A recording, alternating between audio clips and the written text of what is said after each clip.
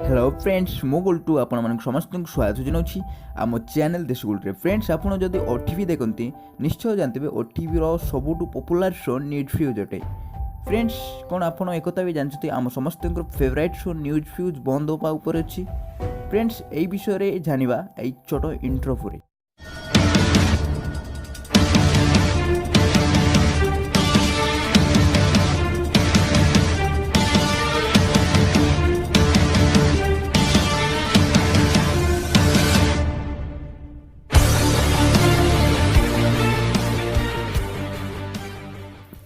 Friends गत 10 वर्ष धरी आमको मनोरंजन करने सहित आम सामने रियालिटी पर्दा खोलुवा ओटीवी निरा शो न्यूज फ्यूज सारा ओडिशा रे छल सृष्टि करछि। आपण मान समस्ते जानचंती आम समस्त प्रिय सार कुना त्रिपाठी यही शो होस्ट करचंती। सार कुना त्रिपाठी कथा कहवा शैली ओडिशार घरे घरे लोकप्रिय होगा शो ओटीवी नंबर 1 शो रूप में मान्यता पाई।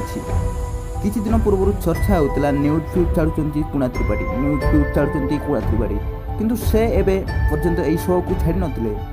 किंतु अगस्ट 8 तारिख रे ओटीवी तरफ छड़ा जाइतिबा एक प्रोमो वीडियो जहाँ जना पड़ुछि सार कुना त्रिपाठी यही शो को छाड़िबाकू जाउछंती।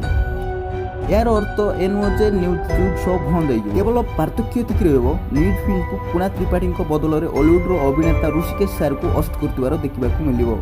यार कारण या जे गत मे 10 तारिख दिन कुना त्रिपाठी को राज्य चलचित्र विभाग अध्यक्ष भाव में घोषणा करा जायछि।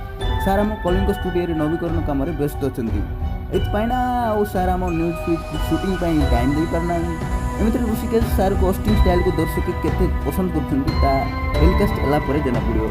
तो फ्रेंड्स मोर ये वीडियो बनाइबार उद्देश्य या जे यही शो मोर पर्सनाली सारा ओडिशार चैनल मध्य ओटीवी इवन ओटीवी चैनल मध्य मोर फेवरेट शो अटे आउ मु कुना त्रिपाठी को बहुत यूज करी रियली कहीं मेन पॉइंट से ही थे तार होस्टिंग स्टाइल।